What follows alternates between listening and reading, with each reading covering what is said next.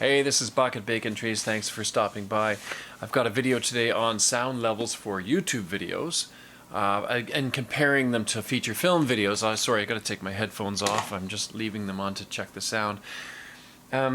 So in this one, I want to show you some close-ups of what levels you might want to set your YouTube videos at. The difference between YouTube videos and a feature film or TV show is that you never know how people are going to be listening to a YouTube video on all sorts of different speakers, laptops, whatever, just various different listening methods. So you're going to go for a more compressed sound and less dynamic sound. You know, even if it's like an action film or a comedy film or a how-to video, you want to compress the entire dynamic range way less. Here, let's say this is a feature film, this is a TV show, this is going to be a YouTube video. So, for example, when I mix mine, and I'm using this Sony microphone right here, it's a mini shotgun microphone, I first of all equalize it, and I'll show you that equalization curve, which I refer to as the D curve, and I've used it before and had it on a couple of other videos. And I also compress.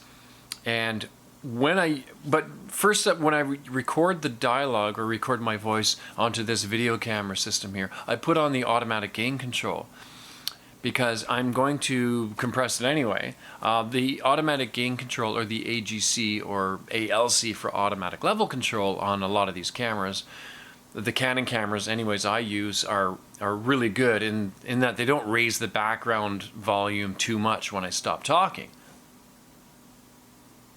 It seems pretty steady. If I leave enough of a gap in there, of course, I can go in there and get rid of the background noise if I really want to, because the fridge is going right now. So in this case, what I'm going to do is play a couple of samples of dialogue from my own YouTube videos, and I aim for, when I measure them in the Orban loudness meter, they're usually minus 20, minus 21, something like that. A TV show is going to be, for the anchor element for dialogue in North America anyways, it's going to be minus 24.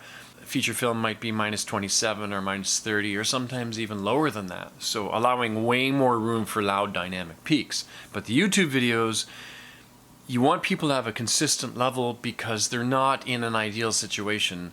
They're not going to be a captive audience unless they're using headphones and they're staying still. A lot of people are watching in like various different loud settings and various different playback devices, like I mentioned. So you want a consistent, even sound with much less dynamics. But it makes a big difference when you equalize the sound. So we're going to go through a couple of things that I've recorded and measured, and how I make my own YouTube video soundtracks. Okay, stay tuned. Okay, this is a YouTube video I did not too long ago. I used the automatic gain control on my Canon camera, and when I play it back here, how to design a soundtrack around dialogue, or you can see the signals are pretty strong up there, peaking at -6, of course. And one of the first things I do is put equalization on it.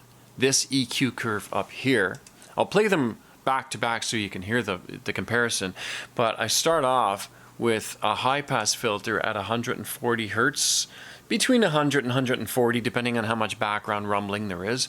It's got a 6 dB per octave roll-off, right? I might change that depending, but basically I'm going to have some sort of high-pass filter on there to filter out the rumble sounds. When I go into the second tab here, it shows that I've got around 400 Hertz, a -5 dB scoop at the center frequency, but it's a scoop, you see. It's not like a drastic cut or anything. It's a smooth contour of a scoop in the low mids. This is the D curve. And it's 2 octaves wide, of course. So I can, really scoop out a lot of those lower mids so they're not really boxy sounding. And then I've got a presence peak up here, which this microphone doesn't have on its own. So I add one at about just above 7K. I play around with that to see what sounds the best. It's a half an octave wide, but at the center frequency, I've got no more than like 3 decibel boost. I don't want to boost any more than that. And then I'll compare these two waveforms so you can hear them. And that's pretty much how I do my YouTube videos. So I'm still ending up, like if I go to my Orban loudness meter and I measure my YouTube video soundtrack, I've got the raw right here. I don't know if you could read that, but it says minus 21.1 LKFS.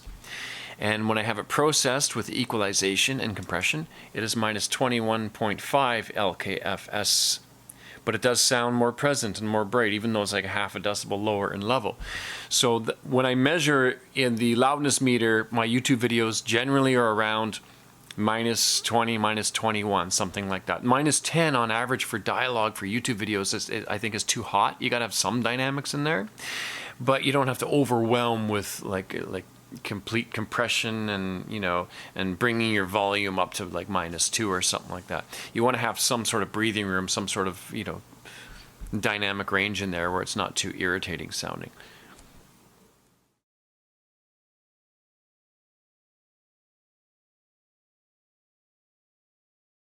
Today I'd like to discuss how to design a soundtrack around dialogue, or the life of dialogue when designing a soundtrack. Today I'd like to discuss how to design a soundtrack around dialogue, or the life of dialogue when designing a soundtrack. Today I'd like to discuss how to design a soundtrack around dialogue, or the life of dialogue when designing a soundtrack.